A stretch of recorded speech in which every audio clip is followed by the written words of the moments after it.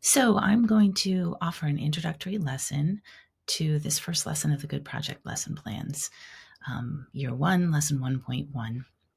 So first, let me walk you through the beginning here. These particular elements are present in every single lesson. So there is a unit goal, and then there is a lesson goal. The unit covers several different lessons. This particular unit is all about understanding good work through the 3 E's. This lesson goal is about creating classroom norms and how to practice self-reflection and the importance of practicing self-reflection. We then walk through what the different elements of assessment are for this particular lesson. And then we have included something called the CASEL alignment. CASEL is a leader in social emotional learning. So these are the particular elements of social and emotional learning that are highlighted in this lesson. You will see many of these coming back over and over.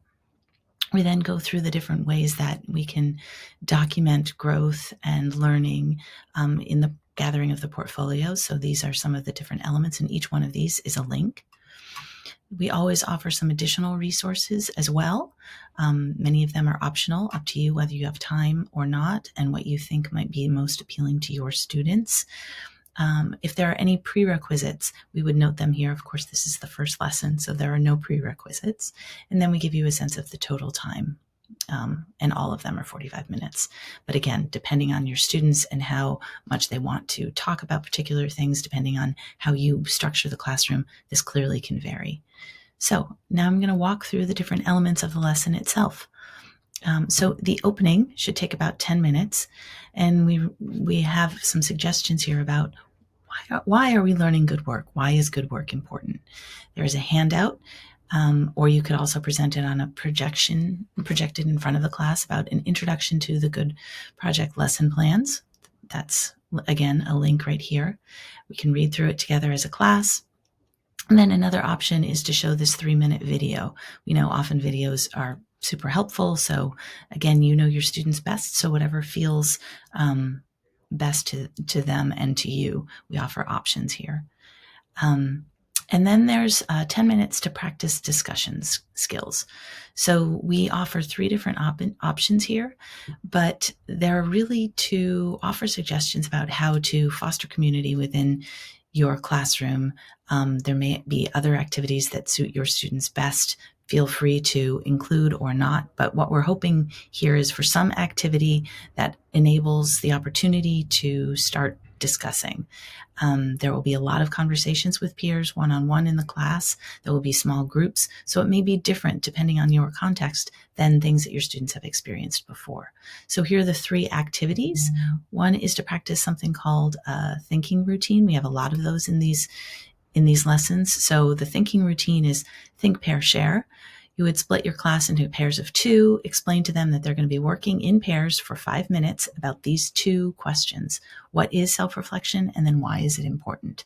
After the activity, after their 5 minutes together, you're going to be calling on individuals to explain not their own thinking, but their partner's thinking. So it really requires that they listen. Coming together for 5 minutes at the end to share out. So that's one option. Another option is to play the alphabet game. This comes from something called Harkness. Sorry about that, just trying to get rid of the distractions.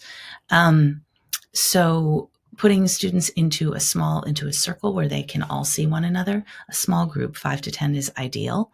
And they're basically going to go around and recite the alphabet. They should be taking turns, and they shouldn't be interrupting one another. So if I say A, someone else needs to say B. If 2 people jump in at the same time and say B, then you start from scratch again. So it's really about body language, looking at one another, and ideally, not talking over one another. It's fun, and it also demonstrates to students how important listening is to conversation. And then there's this option of 1-minute biographies. So again, split the class into pairs of 2. They're going to have 60 seconds to offer a small biography or a small autobiography about themselves. So they are going to share whatever about themselves they feel comfortable sharing. So giving them a heads up that this does not need to be overly personal. It could be, I like cereal. It's my favorite breakfast, or things like that. But during that 1 minute partners don't speak. They're to listen only. And then they, again, are asked to share about what they learned about their partner, not about themselves. So and then they would pair off with someone else. Full instructions here. I'm just kind of giving an overview. So 3 different options there. And then we go through the portfolio and rubrics. This is how they will be, quote unquote, evaluated. There are no grades, and you need to figure out what works best, but the portfolio helps you and your students to track their learnings.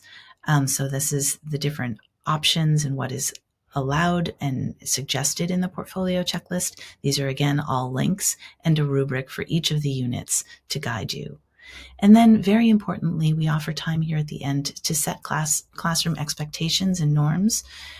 So you share your expectations of the students, and then there's a conversation about what your students want to contribute and what's important to them as well. Really making the expectations of a shared classroom, and that they are owners of their own learning here. Again, other helpful resources. These are all from educators who've been working with these lesson plans for many of them for 2 years now. So make it visual.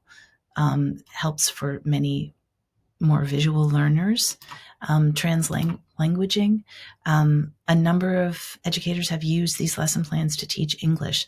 So as someone who taught in a classroom where English was not the primary language, she suggested going back and forth between Spanish and English. Absolutely. We want this to be a situation where your students feel as comfortable as possible. And then there's another option in terms of a wellness check. And then finally, we end with an exit ticket.